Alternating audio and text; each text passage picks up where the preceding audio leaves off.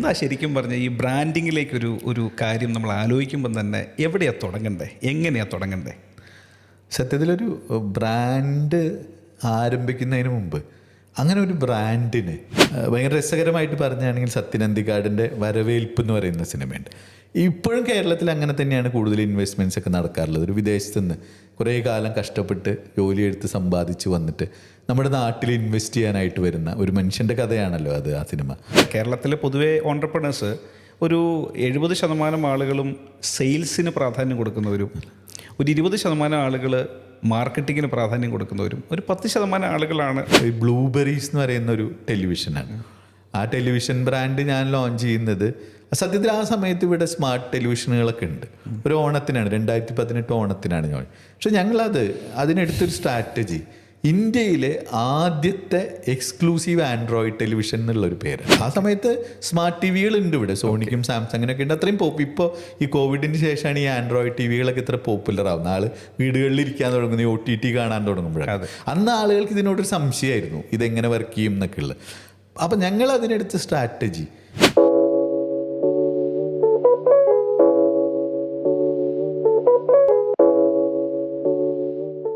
മാഷേ നമസ്കാരം. നമസ്കാരം. എന്തൊക്കെയുണ്ട് വിശേഷങ്ങൾ? നന്നായി പോകുന്നു. കുറേ നാളായി നമ്മൾ കണ്ടിട്ട്. അതെ അതെ അതെ. മാഷിൻ്റെ വിശേഷങ്ങളൊക്കെ കേൾക്കാനും ഇത്രയും വർഷത്തെ അഡ്വർടൈസിങ് ബ്രാൻഡിങ് ഇൻഡസ്ട്രിയിലുള്ള എക്സ്പീരിയൻസ് ഒക്കെ ഷെയർ ചെയ്യാൻ വേണ്ടിയിട്ടാണ് നമ്മൾ കുറച്ച് സമയം.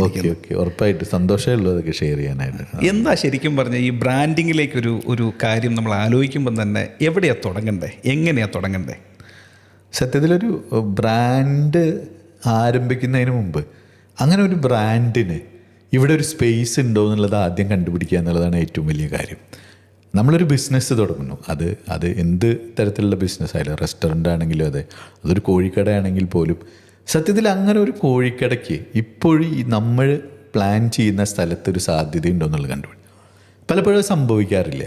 ഇപ്പോൾ ഭയങ്കര രസകരമായിട്ട് പറഞ്ഞാണെങ്കിൽ സത്യൻ അന്തിക്കാടിൻ്റെ വരവേൽപ്പ് എന്ന് പറയുന്ന സിനിമയുണ്ട്. ഇപ്പോഴും കേരളത്തിൽ അങ്ങനെ തന്നെയാണ് കൂടുതൽ ഇൻവെസ്റ്റ്മെൻറ്റ്സ് ഒക്കെ നടക്കാറുള്ളത്. ഒരു വിദേശത്ത് നിന്ന് കുറേ കാലം കഷ്ടപ്പെട്ട് ജോലിയെടുത്ത് സമ്പാദിച്ച് വന്നിട്ട് നമ്മുടെ നാട്ടിൽ ഇൻവെസ്റ്റ് ചെയ്യാനായിട്ട് വരുന്ന ഒരു മനുഷ്യൻ്റെ കഥയാണല്ലോ അത് ആ സിനിമ. അപ്പോൾ അദ്ദേഹത്തിന് എന്ത് ബിസിനസ് ചെയ്യണമെന്ന്, എന്തെങ്കിലും ബിസിനസ് ചെയ്യണം എന്നാണ് നാട്ടിലേക്ക് വരുന്നത്. അപ്പോൾ അദ്ദേഹം എന്ത് ബിസിനസ് ചെയ്യണമെന്ന് തീരുമാനിക്കുന്നത് സത്യത്തിൽ അദ്ദേഹത്തിൻ്റെ ബന്ധുക്കളും സുഹൃത്തുക്കളും. അവരൊക്കെ ചെയ്യുന്നത് അവർക്ക് ഏതിലാണോ എക്സ്പെർട്ടൈസ് ഉള്ളത്, അല്ലെങ്കിൽ അവർ ഏതാണോ നന്നായിട്ടിരുന്നത്, അല്ലെങ്കിൽ അവർക്ക് ഏതിലാണ് ഇൻവെസ്റ്റ്മെൻറ്റ് ആവശ്യമുള്ളത് അതിലേക്ക് ഇദ്ദേഹത്തിനെ കൊണ്ടുപോകാനാണ്. അപ്പോൾ ചിലർ കോൺട്രാക്റ്റ് ജോലി ചെയ്യാം, സിവിൽ എഞ്ചിനീയറിങ്, അങ്ങനെ കോൺട്രാക്റ്റ് ജോലിയിലേക്ക് നീ വരൂ. മറ്റൊരാൾ വേറൊരു ബിസിനസ്സിലേക്ക് ചേർന്നു, ഒരു ബാർ തുടങ്ങാനായിട്ട്. അവസാനമാണ് പുള്ളി ബസ് ആരംഭിക്കുന്നത്. ഈ ബസ് ആരംഭിക്കുന്നത് അതിനോട് ബന്ധപ്പെട്ടുള്ള പുലിവാലികളാണ് ആ സിനിമയിൽ. അത് ഇപ്പോഴും വളരെ മനോഹരമായിട്ടുള്ള സിനിമ തന്നെയാണ്. സത്യത്തിൽ ഞങ്ങളുടെ നാട്ടിലൊക്കെ പറയാറുണ്ട്, ഞങ്ങളിലേക്ക് ഒരു അകന്ന ബന്ധു, പുള്ളി ഗൾഫിലായിരുന്നു, അദ്ദേഹത്തിനെ കുറിച്ചാണ് ഈ സിനിമ എന്ന് വരെ ഞാൻ പറഞ്ഞു കേട്ടിട്ടുണ്ട്. അദ്ദേഹത്തിൻ്റെ വീടും ഏകദേശം ഈ സത്യൻ അന്തിക്കാടിൻ്റെ വീടിൻ്റെയൊക്കെ പരിസരത്ത് തന്നെ. അതാണോ എന്ന് എനിക്കറിയില്ല. പക്ഷേ അങ്ങനെ പല കാര്യങ്ങളും ഞാൻ കാണുന്നുണ്ട്. പലരും ഈ ബിസിനസ് തുടങ്ങാൻ വരുന്നത് മറ്റാരെങ്കിലും പറഞ്ഞിട്ടോ, അല്ലെങ്കിൽ ഇതാണ് ലാഭം, അല്ലെങ്കിൽ ഇതാണ് ട്രെൻഡ് എന്നൊക്കെ പറഞ്ഞു കേട്ടിട്ട് അതിനെപ്പറ്റി കൃത്യമായിട്ട് പഠനങ്ങളൊന്നും നടത്തിയിട്ടുണ്ടാവില്ല. അതുകൊണ്ട് ഈ ബ്രാൻഡിങ് എന്നുള്ള പ്രോസസ്സിലേക്ക്, അല്ലെങ്കിൽ അഡ്വർടൈസിങ്ങിലെ പ്രോസസ്സിലേക്ക് പോകുന്നതിന് മുമ്പ് ആദ്യം വേണ്ടത് ഇപ്പോൾ മിസ്ബയ്ക്ക് അനുഭവങ്ങൾ ഉണ്ടാവാം. തീർച്ചയായിട്ടും. അല്ല, എൻ്റെ ഈ പലപ്പോഴും മാർക്കറ്റിൻ്റെ ഒരു ആവശ്യങ്ങൾ മനസ്സിലാക്കാതെ ഒരു പ്രൊഡക്റ്റ് ഡെവലപ്പ് ചെയ്തിട്ട് ആണ് ആലോചിക്കുന്നത് ഇതെങ്ങനെ മാർക്കറ്റ് ചെയ്യണം എന്നുള്ളത്. അതിനുശേഷമാണ് ഒരു അഡ്വർടൈസിങ് ഏജൻസിയെ സമീപിക്കുന്നതോ, ഈവൻ നമ്മുടെ ബ്രാൻഡിൻ്റെ എലമെൻറ്റ്സ് ഉണ്ടാക്കുന്നത് പോലും ഇതെല്ലാം കഴിഞ്ഞതിന് ശേഷമാണ്. ശരിക്കും ഫസ്റ്റ് ഫേസിൽ തന്നെ ആദ്യം ആലോചിക്കേണ്ടത് ഇങ്ങനൊരു പ്രൊഡക്റ്റ് നമുക്ക് ആവശ്യമുണ്ടോ, ആരാണ് നമ്മുടെ ഒരു TG, ആരാണ്, അവർക്കിത് റിയലി ആവശ്യമുള്ളതാണോ എന്ന് മനസ്സിലാക്കിയിട്ട് വേണം നമ്മൾ അതിലേക്ക് തുടങ്ങാൻ തന്നെ. അതെ, അതാണ് ആ പഠനം നടക്കുന്നില്ല എന്നല്ല. പലരും ഈ ഇപ്പോൾ റിസർച്ചിനെ കുറിച്ച്, ഇപ്പോൾ മാർക്കറ്റ് റിസർച്ചിനെ കുറിച്ച് പറയുകയാണെങ്കിലും, അല്ലെങ്കിൽ ഈവൻ ഡിസൈൻ തിങ്കിങ്ങിനെ കുറിച്ചൊക്കെ ആളുകൾ സംസാരിക്കുന്ന ഒരു സംഭവം. അതിൽ റിസർച്ച് എന്ന് പറയുന്ന ഒരു പാർട്ട് അതെന്തോ അക്കാഡമിക് ആയിട്ടുള്ളൊരു ഭാഗമാണ്. അത് നമ്മൾ ബിസിനസ് ചെയ്യുന്നവരോ അല്ലെങ്കിൽ അവരൊന്നും ചെയ്യേണ്ടതല്ല എന്നുള്ളൊരു ധാരണയാണ്. അതിൻ്റെ ഒന്നും ആവശ്യമില്ല.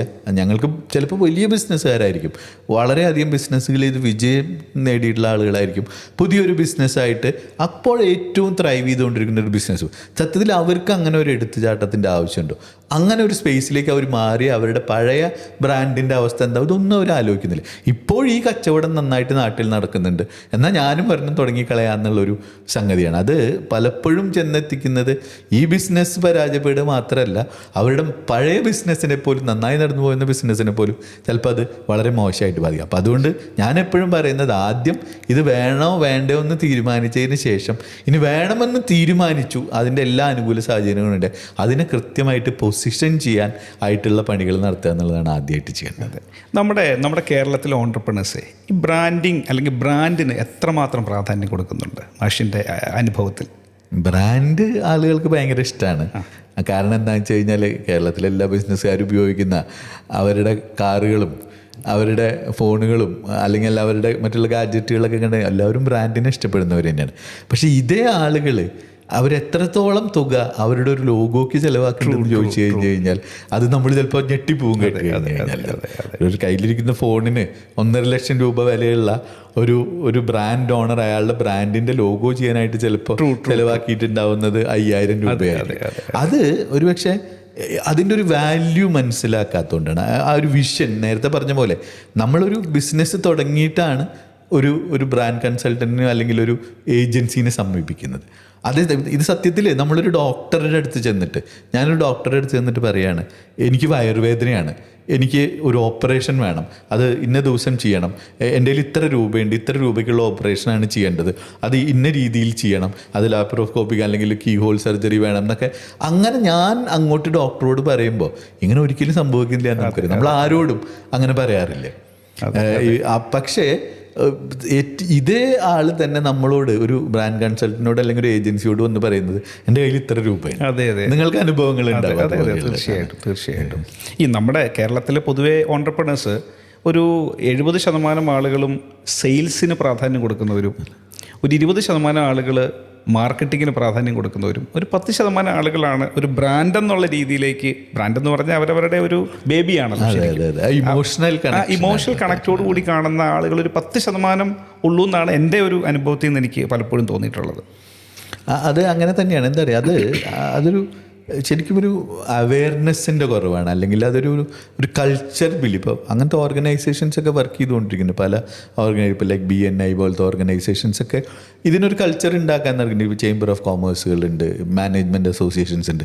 പക്ഷേ എന്നാൽ പോലും നമ്മളുടെ ഒരു പരമ്പരാഗത ബിസിനസ് രീതിയിൽ നിന്ന് വിട്ടിട്ട് ഇത്തരം കാര്യങ്ങൾ അഡാപ്റ്റ് ചെയ്താൽ അതിൻ്റെ ഒരു മാജിക്ക് അനുഭവിച്ചറിഞ്ഞ ആളുകൾ അത് കൃത്യമായിട്ട് ചെയ്യും. പക്ഷേ ഇപ്പോൾ ഉദാഹരണത്തിന് തന്നെ ഇപ്പോൾ അങ്ങനെ ഒരു സാധനം ഇംപ്ലിമെൻറ്റ് ചെയ്താലുണ്ടാവുന്ന വ്യത്യാസം, അത് അവരുടെ റവന്യൂവിൽ ഉണ്ടാക്കുന്ന അല്ലെങ്കിൽ അവരുടെ ഒരു ബ്രാൻഡിൻ്റെ ഒരു സ്റ്റേജിൽ ആ അനുഭവിച്ചവർക്ക് അത് മനസ്സിലാവുന്നല്ലാതെ അത് അനുഭവിക്കാത്തവർ ഇപ്പോഴും ഇങ്ങനെ ഈ ബൈബിളിലൊക്കെ പറയുന്നുണ്ട്, ഒരു മെഴുകുതിരി കത്തിച്ച് വെച്ചിട്ട് അതിനൊരു കുടം കമത്തി വെക്കുക എന്ന് പറയുന്നത്. നല്ലൊരു ബ്രാൻഡ് നമ്മളുടെ കയ്യിലുണ്ട്, നമ്മളൊരു പ്രോഡക്റ്റ് നമ്മളുടെ കയ്യിലുണ്ട്, പക്ഷെ അതിനെ പുറത്തേക്ക് വിടാനായിട്ട് നമ്മൾ അതെന്താണ് ചെയ്യേണ്ടത്, ആളുകളിലേക്ക് എത്തിക്കാൻ ചെയ്യുന്ന പലർക്കും അത് അറിയുന്നില്ല എന്ന് മാത്രമല്ല, അവർ പോകുന്ന വഴികൾ അവരുടെ മുമ്പേ പോയ ആളുകൾ സഞ്ചരിച്ചുള്ള വഴികളായിരിക്കും. ചിലപ്പോൾ ആ വഴി ആ പർട്ടിക്കുലർ പ്രോഡക്റ്റിന് അല്ലെങ്കിൽ ആ പ്രോഡക്റ്റ് ഒരു പർട്ടിക്കുലർ സ്ഥലത്ത് ഒരിക്കലും വർക്കാവാത്തൊരു വഴിയായിരിക്കും.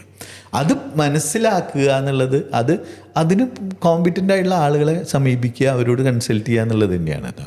ഇപ്പം കേരളത്തിൻ്റെ സ്വന്തം ബ്രാൻഡുകളായിട്ട് നമ്മൾ വിചാരിച്ചുകൊണ്ടിരുന്ന പല ബ്രാൻഡുകളും ഇപ്പം നമ്മുടെ അല്ല, ഇപ്പോൾ ഈസ്റ്റേൺ അല്ലെങ്കിൽ ബ്രാഹ്മിൺസ്, നിറപറ, അജ്മൽ ബിസ്മി തുടങ്ങി ഒരുപാട് ബ്രാൻഡുകൾ നമ്മുടേതല്ലാത്ത രീതിയിലേക്ക് അല്ലെങ്കിൽ സെല്ല് ചെയ്യുന്ന രീതിയിലേക്ക് വന്നു. ഇപ്പോൾ ബ്രാൻഡിൻ്റെ വാല്യൂ എന്താണെന്നും അതിൻ്റെ വാല്യുവേഷനിലേക്കൊക്കെ പോയി കഴിയുമ്പം വളരെ കൃത്യമായിട്ടുള്ള ഒരു ഫിഗറാണത്. ബിസിനസ്സിൻ്റെ ടോട്ടൽ പെർഫോമൻസിനെ അല്ലെങ്കിൽ വാല്യുവേഷനെ ഭയങ്കരമായിട്ട് ബാധിക്കുന്ന ഒരു ഫാക്ടറാണ് ഈ ഒരു ബ്രാൻഡിങ്ങിൻ്റെ വാല്യൂ എന്ന് പറയുന്നത്. ഒത്തിരി ആളുകൾ ഇപ്പോൾ അതിലേക്ക് തിരിച്ച് മനസ്സിലാക്കി വരുന്നുണ്ട്. അല്ല, അത് ശരിക്കും അത് ആ പ്രോസസ്സിൽ കൂടെ കടന്നു പോകാൻ തന്നെയാണ് എനിക്ക് തോന്നുന്നത്. എന്താണെങ്കിൽ അത് നമ്മൾ എന്ത് കാര്യം ചെയ്യുകയാണെങ്കിൽ, ഇപ്പോൾ ഒരു വീട് പണിയുമ്പോൾ നമ്മൾ തറ പണിതിട്ട് തുടങ്ങുക അല്ലെങ്കിൽ ഒരു പ്ലാൻ വരച്ചിട്ട് തുടങ്ങുന്ന അത്രയും ശ്രദ്ധയോടെ വീട് പണിയുന്ന ആൾക്കാരാണ് നമ്മൾ. അതിന് ഏതിൻ്റെ ഒരു മുക്കിലും മൂലയിലും. ഇപ്പോൾ മലയാളിയെക്കുറിച്ച് പറയുന്ന ഒരു രസകരമായിട്ടുള്ള കാര്യം എന്താണെന്ന് വെച്ച് കഴിഞ്ഞാൽ, മലയാളി ഏറ്റവും കൂടുതൽ പൈസ വീട് പണിയുമ്പോൾ ചിലവാക്കുക കക്കൂസ് പണിയാൻ വേണ്ടിയിട്ടാണ്. അതെ. നിങ്ങൾ അന്ന് അന്വേഷിച്ച് നോക്കിയാൽ ഇപ്പോൾ നമ്മളുടെയൊക്കെ വീടുകളിൽ പണിതിൽ നമ്മളുടെ ഏറ്റവും അവസാനം നടക്കുന്ന പണികളിലൊന്നാണ് ഈ ബാത്റൂമിൻ്റെ പണികൾ. ബാത്റൂമിനായിട്ട് നമ്മൾ സെലക്ട് ചെയ്യുന്നതായിരിക്കും ഒരുപക്ഷെ ഹാളിൽ ഉള്ളതിനേക്കാളും കൂടുതൽ ചിലവുള്ള, അല്ലെങ്കിൽ ഡ്രോയിങ് റൂമിലോ ബെഡ്റൂമിലേക്കാളും ചിലവുള്ള കാര്യങ്ങളായിരിക്കും നമ്മൾ ബാത്റൂമിന് വേണ്ടി ചിലവാക്കുക.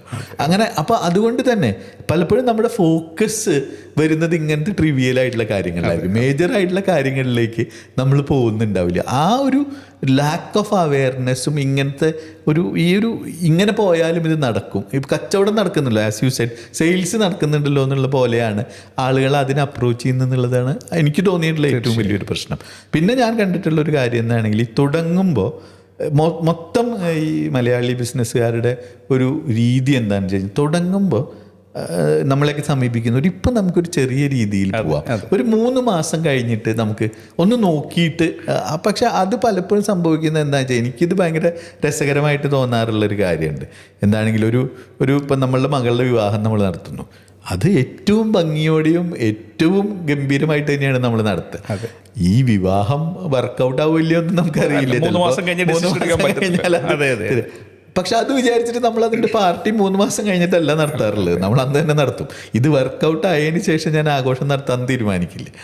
ഈ ഒരു ആറ്റിറ്റ്യൂഡ് തന്നെയാണ് പലപ്പോഴും നമ്മളെ തിരിച്ചടിക്കുന്ന ഒരു സംഗതിയാണ്. മാഷി ഇതുവരെ എത്ര ബ്രാൻഡിൻ്റെ പിന്നിൽ, അല്ലെങ്കിൽ എത്ര ബ്രാൻഡുകൾ ഡെവലപ്പ് ചെയ്യാൻ വേണ്ടിയിട്ട് മാഷിൻ്റെ ബ്രെയിൻ യൂസ് ചെയ്തിട്ടുണ്ട്?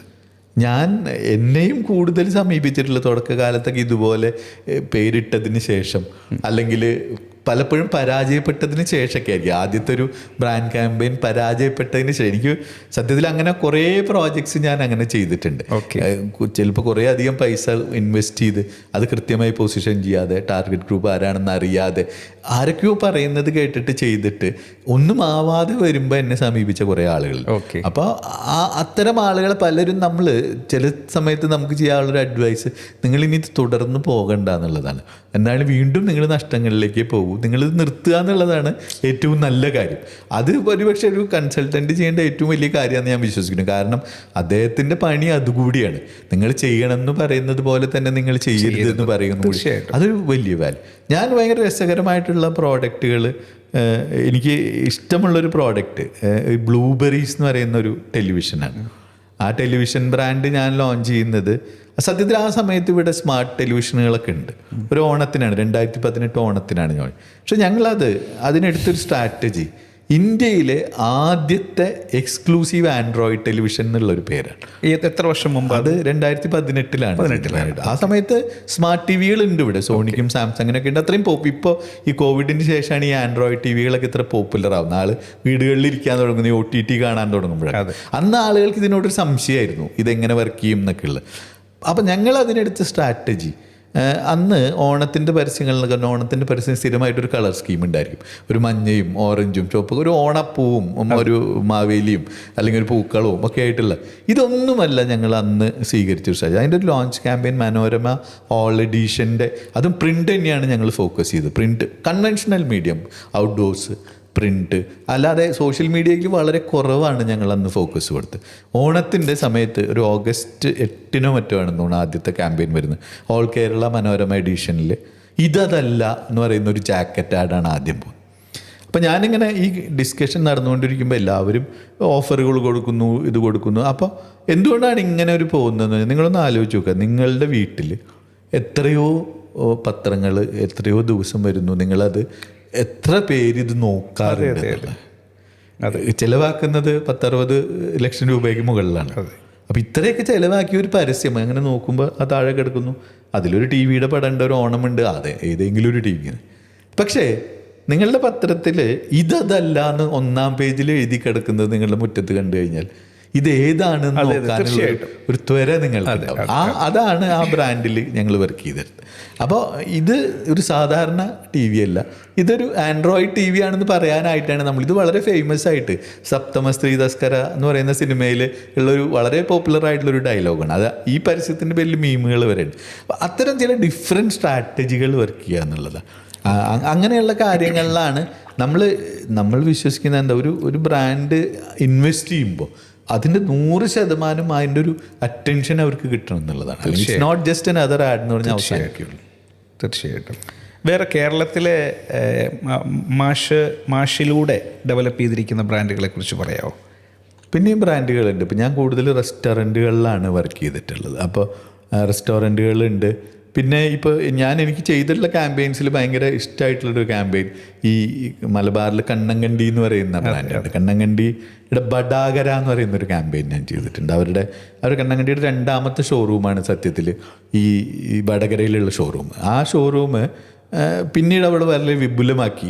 പിന്നെ അതിന് കുറേ ഷോറൂമുകൾ വന്നതിന് ശേഷം വീണ്ടും എനിക്ക് തോന്നുന്നു 2020 സമയത്തൊക്കെയാണെന്ന് തോന്നുന്നു അവർ വലുതാക്കി ചെയ്തു വീണ്ടും. അപ്പോൾ ആ ഷോറൂമിന് വേണ്ടിയിട്ട് ഞാൻ ചെയ്തൊരു ഔട്ട്ഡോർ ക്യാമ്പയിനാണ്. ഇപ്പം എനിക്ക് കൂടുതൽ ഇഷ്ടം ഇപ്പോഴും സോഷ്യൽ മീഡിയയേക്കാളൊക്കെ കൂടുതൽ ഇഷ്ടം നമുക്ക് ഈ ക്യാമ്പയിനുകളുടെ കാര്യത്തിൽ ഇപ്പോഴും കൺവെൻഷണൽ മീഡിയ തന്നെയാണ്. അതെന്തുകൊണ്ട് ഔട്ട്ഡോർ എൻ്റെ എനിക്ക് ഏറ്റവും ഇഷ്ടമുള്ള ഏരിയകളിലൊന്നാണ്. എന്താണ് കാരണം? ഒരു ഔട്ട്ഡോർ ബോർഡിൻ്റെ ഒരു പെർമനൻറ്റ് നേച്ചർ ഉണ്ടല്ലോ. 1, 2, 3 മാസം എത്രയോ വട്ടമാണ് നമ്മളത് കാണുക. പിന്നെ ഞാൻ എപ്പോഴും ഔട്ട്ഡോറിലൊരു സൂത്രം ഉപയോഗിക്കാറുണ്ട്. ഒരേ ഡിസൈനുകൾ റിപ്പീറ്റ് ചെയ്യുക എന്നുള്ളത് തന്നെയാണത്. ഓക്കെ. ഒരുപക്ഷെ ഒരു 5 ബോർഡ് ഉള്ളെങ്കിൽ പോലും വേണമെങ്കിൽ 5 ഡിസൈനുകൾ നമുക്ക് കൊടുക്കുന്നതിന് പകരം 5ലും ഒരേ ഡിസൈനുകൾ തന്നെ പോകുന്നു. ഇതൊരു സൈക്കോളജിക്കൽ കാര്യമാണ്. കാരണം ഈ കാണുന്ന ആളുകൾ ഈ 5നെ 10ആയിട്ടും 20ആയിട്ടും ബ്രാൻഡ് റീകോൾ അതെന്താണെങ്കിൽ അവർക്ക് ഓർമ്മയൊന്നും ഉണ്ടാവണമെന്നില്ല. ഇതിവിടെയാണ് കണ്ടത്, ഇതിവിടെ കണ്ടിട്ടുണ്ടല്ലോ, മറ്റൊരു സ്ഥലത്ത് കണ്ടിട്ടുണ്ടല്ലോ എന്ന് പറഞ്ഞിട്ട് ഇതിങ്ങനെ കൂടുതലായിട്ട് പോവുകയുള്ളൂ. അത് ഈ ബഡാഗരയുടെ കാര്യത്തിൽ നമ്മൾ എന്താ ചെയ്തതെന്ന് വെച്ച് കഴിഞ്ഞാൽ അതൊരു പ്യുവർ റിസർച്ചാണ്. പണ്ട് ബ്രിട്ടീഷേഴ്സിൻ്റെ കാലത്ത് ബഡഗര എന്നാണ് ഇതിന്, അതിൻ്റെ സ്പെല്ലിംഗ് തന്നെ അങ്ങനെയായിരുന്നു, ബി എന്നാണ് തുടങ്ങുന്നത്. അപ്പോൾ നമ്മൾ പിന്നെ മാത്രമല്ല ഈ ഗാഡ്ജറ്റ്സ് ഒക്കെ വാങ്ങിക്കുന്ന ആളുകളിൽ കുറേ ആളുകൾ ഇപ്പോൾ അന്യ സംസ്ഥാന തൊഴിലാളികളുണ്ട്, ഹിന്ദിയും ബംഗാളിയൊക്കെ പറയുന്നത്. ഇപ്പോൾ വടകര ഇനി ബഡാഗര എന്ന് പറയുന്ന റെയിൽവേ സ്റ്റേഷൻ്റെ ബോർഡുകൾ പോലെയുള്ള കുറേ ബോർഡുകൾ ഒരു തലശ്ശേരി തൊട്ട് കോഴിക്കോട് വരെ ഉള്ള കുറേ സ്ഥലങ്ങളിൽ ആ ബോർഡിനെ തന്നെ നമ്മൾ അഡാപ്റ്റ് ചെയ്തിട്ടുണ്ട്. അതിൻ്റെ ഷേപ്പ് തന്നെ റെയിൽവേ സ്റ്റേഷൻ ബോർഡിൻ്റെ പോലെയാക്കി കളറും അങ്ങനെ ആക്കിയിട്ടാണ് ചെയ്യുന്നത്. അത് ഒരു ടീസർ അതിലെന്താന്ന് പോലും ഇല്ല. അപ്പം അത് ആളുകൾ സംശയത് സോഷ്യൽ മീഡിയയിലാണ് എല്ലാം ഡംപ് ചെയ്യുന്നത്. സോഷ്യൽ മീഡിയയിൽ വന്നു, ആളുകൾ ചർച്ച ചെയ്തു തുടങ്ങി. ചർച്ച ചെയ്തിട്ട് ഇതെന്താണ് ഇത് സംഗതി, വടകരയുടെ പേര് മാറ്റാണ്. അങ്ങനെ മനോരമയിലൊരു വാർത്ത പോലും വന്നു. അത് ആരോ പോലീസ് സ്റ്റേഷനിൽ പരാതിപ്പെട്ടു. അപ്പോൾ വടകര ആശയക്കുഴപ്പമുണ്ടാക്കുന്ന ബോർഡ് എടുത്തു മാറ്റിയേക്കുന്നു പറഞ്ഞൊരു മനോരമയിൽ വാർത്ത വന്നു. പക്ഷേ ഇത് നമ്മൾ ചെയ്ത എന്താണെങ്കിൽ കൃത്യം അതിൻ്റെ ഒരു ടീസർ ബ്രേക്ക് ചെയ്യുന്നത് വിനോദ് കോവൂർ എന്ന് പറയുന്ന നടനെ വെച്ചിട്ടൊരു ഫിലിം ചെയ്തിട്ടാണ്. ആ ഫിലിമിൽ നമ്മൾ വടകരയിൽ ബഡാ ഷോറൂം വരുന്നു, കണ്ണങ്കണ്ടിയുടെ ബഡാ ഷോറൂം വരുന്നതോടെ ബഡകര ഇനി ബഡാഗര. സത്യത്തിൽ ഇതിലൊരു തമാശ എന്താണെങ്കിൽ മറ്റു പല ബ്രാൻഡുകളും പിന്നീട് ഇതേ കോപ്പി ചെയ്തിട്ട് ചെയ്തിട്ടുണ്ട്. മാഷാണ് അതിൻ്റെ ഒരു മാസ്റ്റർ ബ്രെയിൻ. അത് അങ്ങനെ ഒരു എക്സ്പെരിമെന്റ് ചെയ്തതാണ്. ഇതുപോലെ തന്നെ കണ്ണങ്കിന് വേണ്ടിയിട്ട് പയ്യന്നൂർ അവർ വന്നപ്പോൾ നമ്മൾ പയ്യന്നൂർ എന്നുള്ളൊരു ക്യാമ്പയിൻ, അതിലും എന്താണെന്നൊന്നുമില്ല. അപ്പോൾ ആളുകൾ ഈ റെഡാണ് കണ്ണങ്കണ്ടിയുടെ ഒരു ബ്രാൻഡ് കളർ. പയ്യന്നൂർ എന്ന് പറഞ്ഞിട്ട് നമ്മൾ പയ്യന്നൂർ സ്റ്റാൻഡിൻ്റെ മുകളിൽ വലിയൊരു ബോർഡ് വെച്ചപ്പോൾ ആളുകൾ വിചാരിച്ച് സൊമാറ്റോ വരുന്നുണ്ട് ആ റെഡ് കളർ കണ്ടിട്ട്. അപ്പോൾ ഈ ഡിസ്കഷൻസ് ആണ്. പിന്നെ ഇതിൻ്റെ ഏറ്റവും വലിയൊരു കാര്യം ഈ ഒരു കോപ്പി, ഈ പയ്യന്നൂരിൽ നിന്നുള്ള കോപ്പി പിന്നീട് പയ്യന്നൂരിലും കണ്ണൂരിലൊക്കെ പല ഗ്രൂപ്പുകളിൽ ഇപ്പോൾ എനിക്കൊരാൾ അയച്ചു തന്നാണ്. ആ നാട്ടിലൊരു സ്റ്റേഡിയം പണിതുകൊണ്ടിരിക്കുക, നാട്ടുകാരെയൊക്കെ കളക്റ്റീവിൽ. അപ്പോൾ അവരതിന് പറയുന്നത് പയ്യന്നൂരും ആ പർട്ടിക്കുലർ സ്ഥലത്തിൻ്റെ പേരാണ്. പയ്യന്നൂരിന് പകരം ഒരു എനിക്ക് എൻ്റെ പേര് ഓർമ്മയില്ല. അവരും ഡെവലപ്പ് ചെയ്യണം എന്നുള്ള പോലെ ഇതൊരു യൂസേജ് ആയിട്ട് മാറി എന്നുള്ളതാണ്. തീർച്ചയായിട്ടും അതാണല്ലോ നമ്മളുടെ ഒരു ക്യാമ്പയിൻ്റെ വിജയം. അതെ. മാഷ് ബേസിക്കലി ഒരു അക്കാഡമിഷ്യനാണല്ലോ. അപ്പോൾ ഈ കോളേജിലൊക്കെ പോകുമ്പോൾ എത്ര കോളേജിൽ പോകുന്നുണ്ട് ഇപ്പോൾ? ഞാൻ ഇപ്പോൾ ഒരു കേരളത്തിലെ എല്ലാ കോളേജ് ഞാൻ ഇപ്പോൾ റെഗുലർ ടീച്ചിങ് നിർത്തിയിട്ട് വർഷങ്ങളായി. പക്ഷെ ഇപ്പോഴും ഞാൻ ഈ പല കോളേജുകളിലും മെൻറ്ററാണ്, പ്രത്യേകിച്ച് ഈ മീഡിയ കമ്മ്യൂണിക്കേഷൻ ഡിപ്പാർട്ട്മെൻറ്റ്സിൻ്റെ.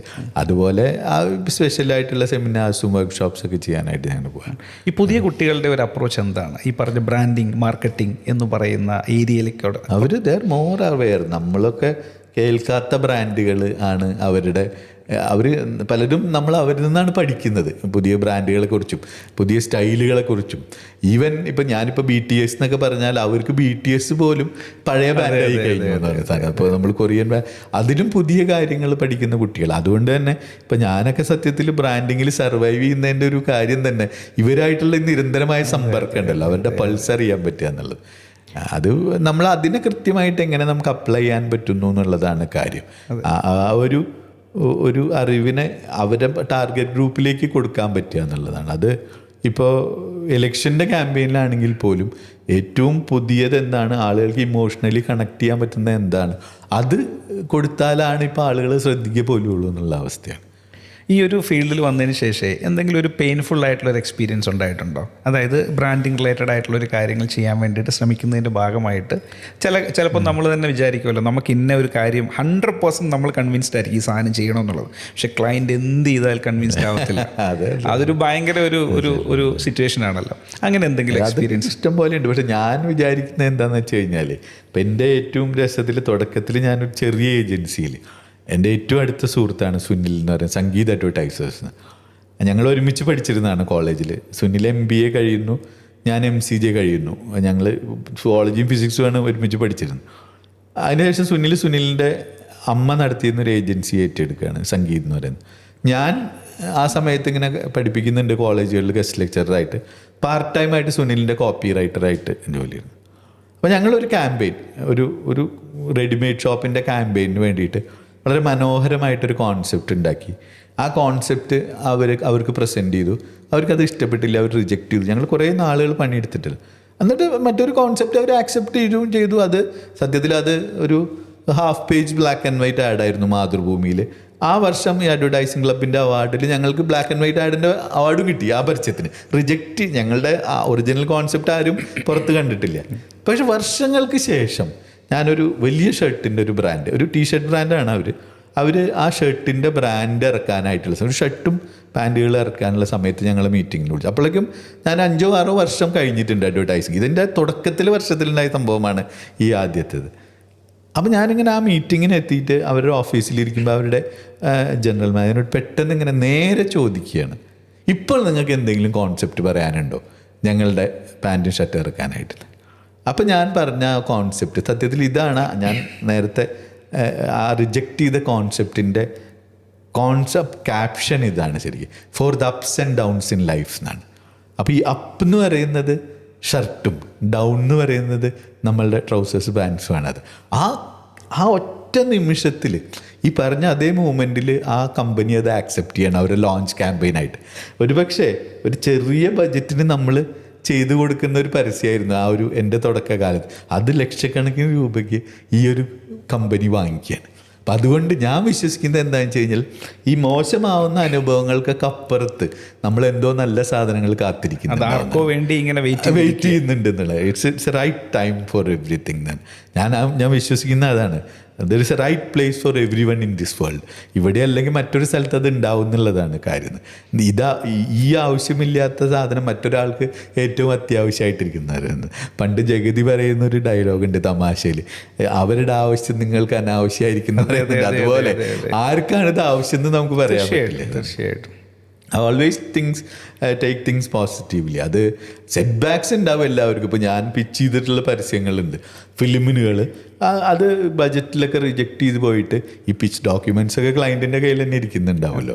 പിന്നീട് അവർ അതിനെ ചെറിയ പൊടിപ്പും തങ്ങളൊക്കെ വെച്ചിട്ട് മാറ്റിയിട്ടുണ്ട്. വലിയ ബ്രാൻഡുകൾ ചെയ്തിട്ടുണ്ട്. നമ്മൾ 5-6 വർഷം മുമ്പ് ചെയ്ത പരസ്യം പിന്നീട് ഒരു വലിയ ബ്രാൻഡ് ആ പൂച്ചക്കുട്ടി എന്നുള്ളത് പട്ടിക്കുട്ടിയാക്കി എന്നുള്ള വ്യത്യാസം മാത്രമേ ഉണ്ടായിട്ടുള്ളൂ. അങ്ങനെയൊക്കെ ചെയ്തവരുണ്ട്. പക്ഷെ നമ്മളത് ചെയ്ത് കഴിഞ്ഞു എന്നുള്ളതാണ് കാര്യം അതിൻ്റെതാണ്. പക്ഷെ ഇപ്പോൾ കുറേ അധികം അഡ്വർടൈസിങ് ഏജൻസീസുമായിട്ട് അസോസിയേറ്റ് ചെയ്ത് വർക്ക് ചെയ്യുന്നുണ്ട് അല്ലേ? ഞാനൊരു ലാസ്റ്റ് 4 വർഷങ്ങളായിട്ട് കൂടുതൽ കൺസൾട്ടൻസിയിലാണ് വർക്ക് ചെയ്യുന്നത്. ഏജൻസികൾക്ക് വേണ്ടിയിട്ട് തന്നെയാണ് കൂടുതൽ ജോലി എടുക്കുന്നത്. എൻ്റെ ഒരു I M living A double life. ഒരു അക്കാഡമീഷ്യൻ എന്നുള്ള നിലയിലും ഒരു അഡ്വർടൈസിങ് പ്രൊഫഷണൽ എന്നുള്ള നിലയിലും ഇനി എൻ്റെ ഒരു ഫ്യൂച്ചർ എന്ന് പറയുന്നത്, അല്ലെങ്കിൽ എൻ്റെ ഒരു ആക്ച്വലി അതൊരു കടമയും കൂടിയാണ്, ഈ നല്ല പ്രൊഫഷണൽസിനെ ട്രെയിൻ ചെയ്യുക എന്നുള്ളത്. കോളേജിൽ നിന്ന് നമ്മൾ പഠിപ്പിക്കുന്നുണ്ട്, അഡ്വർടൈസിങ് ഏജൻസീസ് നമ്മൾ പഠിപ്പിക്കുന്നുണ്ട്. I M so happy gap ശരിക്കും. അപ്പോൾ ആ ഒരു ഫിനിഷിംഗ് സ്കൂൾ അല്ലെങ്കിൽ ഒരു കണക്റ്റിംഗ് ബ്രിഡ്ജായിട്ട് വർക്ക് ചെയ്യാൻ പറ്റുക. അതുകൊണ്ട് എന്താണ് ഇപ്പോൾ ഏജൻസി ട്രെയിനിങ് സെഷൻസിൽ പലപ്പോഴും നമ്മൾ പോകുമ്പോൾ നമുക്ക് അത്രയും നമ്മൾ അത്ഭുതപ്പെട്ടു പോവും. ഈ കേരളത്തിൽ എത്രയോ ഏജൻസീസ് ഉണ്ട്. ആ ഏജൻസീസിലൊക്കെ പോകുമ്പോൾ പലർക്കും ഏറ്റവും ബേസിക് കാര്യങ്ങൾ പോലും അറിയാതെ ഏജൻസിയിൽ വർക്ക് ചെയ്യുന്ന ക്രിയേറ്റീവ് ടീം മെമ്പേഴ്സ് ഉണ്ടെന്ന് പറയുമ്പോൾ അവർ ആദ്യമായിട്ട് കേൾക്കുമ്പോൾ സത്യത്തിൽ നമുക്ക് സന്തോഷമല്ല തോന്നുന്നത്, നമുക്ക് വിഷമമാണ് തോന്നുന്നത്. ഇവരിത് കേൾക്കേണ്ടതല്ലേ? അവരൊരു സിനിമ കാണേണ്ടതല്ലേ എന്നൊക്കെ നമുക്ക് തോന്നും, പക്ഷെ അത് അവർ കണ്ടിട്ടില്ല. ഇത് തന്നെയാണ് കോളേജിലും ഉണ്ടാവുന്നത്. ഇപ്പം ഞാനൊരു ആദ്യമായിട്ട് പോകുന്നൊരു കോളേജിൽ ഫൈനൽ ഇയർ ഡിസൈൻ സ്റ്റുഡൻസിൻ്റെ അടുത്ത് മോക്കപ്പ് എന്ന് പറയുമ്പോൾ അവർ ആദ്യമായിട്ട് അത് കേൾക്കുന്നത് ഒരു ലോഗോ. അപ്പോൾ അവർ ഒരു പക്ഷേ നമ്മളവിടെ ചെന്നില്ലായിരുന്നു വെച്ചാൽ അവരത് പഠിക്കാതെ പാസ് ഔട്ടായി പോയേനെ എന്നുള്ളതാണ്. അവർ ഇൻഡസ്ട്രിയിൽ പോയിട്ട് എന്ത് ചെയ്യാനാണെന്നുള്ളത്. ഇപ്പം ഞാൻ എൻ്റെ ഒരു എക്സ്പീരിയൻസ് ഷെയർ ചെയ്തിട്ടുണ്ടല്ലോ. മിസ്ബ ഈക്വലി ഇതുപോലെ തന്നെ അഡ്വർടൈസിങ് ഇൻഡസ്ട്രിയിൽ എത്രയോ വർഷങ്ങളായിട്ട് വർക്ക് ചെയ്യുന്ന ആൾ. അപ്പോൾ മിസ്ബയ്ക്ക് ഇതിലും രസകരമായിട്ടുള്ള അനുഭവങ്ങൾ ചിലപ്പോൾ പറയേണ്ടത്, അത് കേൾക്കാൻ എനിക്കും ആഗ്രഹമുണ്ട്.